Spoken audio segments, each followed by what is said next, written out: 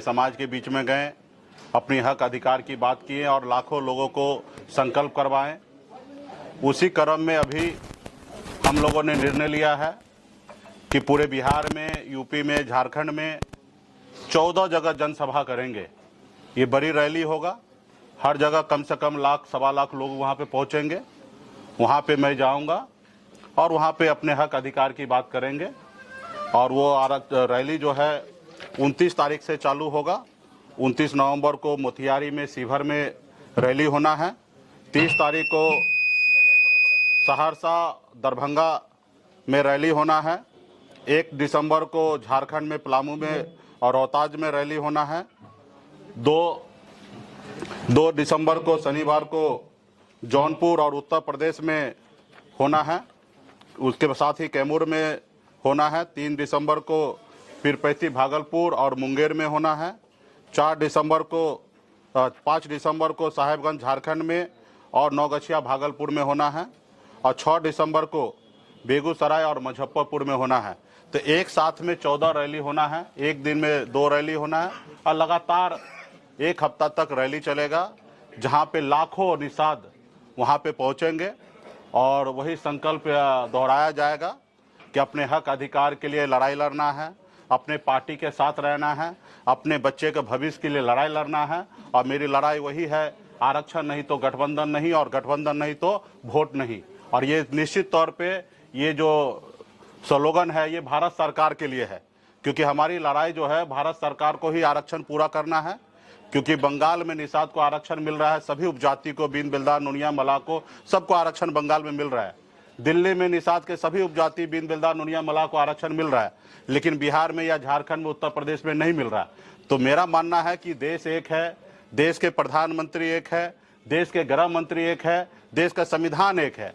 फिर हमारे साथ कहीं ना कहीं भेदभाव हो रहा है। 75 साल से लोगों ने हमें यूं ही वोट लेते रहा, हमें बेवकूफ़ बनाते रहा।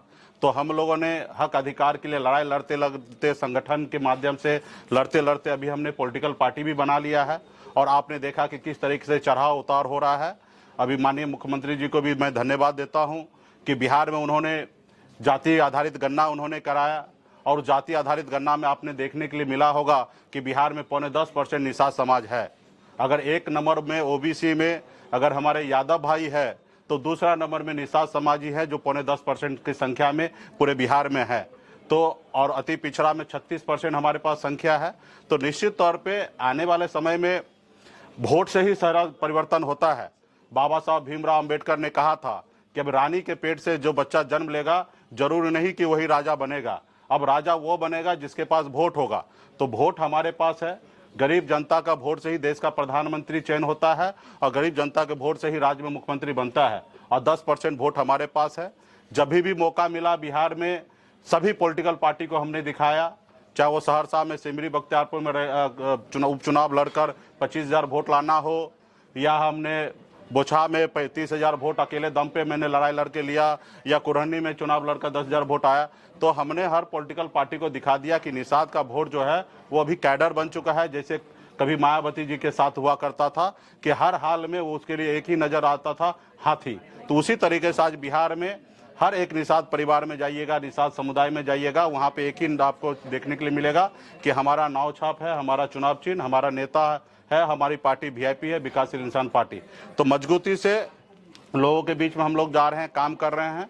और आने वाला समय में निश्चित तौर पे देश का जो चुनाव होगा 2024 में, उसमें निषाद समाज यूपी, बिहार, झारखंड में एक निर्णायक वोट होगा। और अभी जो लोग जैसे भी सोचे वो सोचते रहे। आज़ाद भारत में, हिंदुस्तान में पहली बार ऐसा हुआ कि तकरीबन 40 लाख से अधिक लोग हाथ में गंगा जल लेकर संकल्प ले लिया कि अपने बच्चे के भविष्य के लिए लड़ाई लड़ेंगे, ना ही किसी पॉलिटिकल पार्टी के पीछे घूमेंगे। अगर घूमेंगे तो सिर्फ वीआईपी के पास घूमेंगे। और अभी जो 14 रैली होना है, तकरीबन इसमें भी कम से कम 15 से 20 लाख लोगों को संकल्प कराया जा रहा है। तो आने वाले समय में बड़ा ये होगा। और ये यूपी, बिहार, झारखंड में हमारे पास वो शक्ति है। 134 लोकसभा सीट है। हमारा जो दोस्त होगा वो 60 लोकसभा सीट जीतेगा, और जो दुश्मन होगा, निषाद समाज को जो इग्नोर करेगा, उनको कुछ नहीं समझेगा, जो उनके एजेंडा पे काम नहीं करेगा, उसको 60 लोकसभा सीट से नुकसान उठाना पड़ेगा। तो इसके लिए हम लोग मजबूती से काम कर रहे हैं। और हम तो उस कुल खानदान के लोग हैं कि हमारे पास नाव है, कभी हमारे नाव से श्री रामचंद्र जी को पार लगाए थे, इसलिए आप लोगों के लिए हमने बैनर में लगा दिया कि आप पहचानिए हम वही केवट में हैं और हमारे नाव पे जो बैठेगा वो पार लगेगा, जो नाव पे नहीं बैठेंगे वो मझधार में बैठ जाएंगे, पहुंचेंगे। तो इसलिए मजबूती से हम लोग अपना काम में लगे हैं। और आप देखते होंगे कि बिहार में किसी पॉलिटिकल पार्टी को एक बड़ा नेता आता होगा तो एक रैली करने के लिए राज्य के सभी नेता को उतार देते हैं और उसके बाद वो रैली सफल होता है। और आप सभी को जानकारी होगा कि कल से रैली होना है और मैं आज आपके बीच में पीसी कर रहा हूं और एक साथ में 14 रैली होना है, जिसमें से यूपी में एक रैली होना है, झारखंड में 2 रैली होना है, बिहार में 11 रैली होना है। और पार्टी इतना मजबूत हो चुका, कैडर इतना मजबूत हो चुका है कि कहीं पे तैयारी के लिए लोगों को भेजना नहीं पड़ता, स्वतः रैली कंप्लीट होगा। और आप देखने के लिए मिलेगा, आपके पास रोज कल से विजुअल आना चालू होगा कि कितना शानदार रैली होगा। अभी हाल फिलहाल में आपने देखा बापू सभागार में भी एक रैली हुआ और रैली में आप देखें कि जितना नेता है उसके सामने में अगर देखिएगा तो 100 लोग भी नहीं पहुंचा। तो लोग अपने आप को भले कितना मजबूत बोले, जनता को आप ला के संबोधन कर रहे वो मैंने रखता है। तो कुछ पॉलिटिकल पार्टी जो है नेताधीन है, उनके कहने से कोई आने वाला नहीं है और वो पार्टी बिहार में अपने आप को मानता है कि हम शेर हैं, बब्बर शेर हैं, जबकि सच्चाई ये नहीं है। अब अगर उसके पास शेर और बब्बर शेर होता तो बापू सभागार में 5,000 भीड़ लाना था। अब 5,000 में मतलब 100 लोग आना, ये कितना दर्शाता है। तो इसलिए आने वाला समय में बिहार में एक उभरता हुआ पार्टी वीआईपी पार्टी है, हर पॉलिटिकल पार्टी को अपना क्षमता दिखा चुका है और आने वाला समय 2024 में बहुत मजबूती से हम लोग काम करेंगे।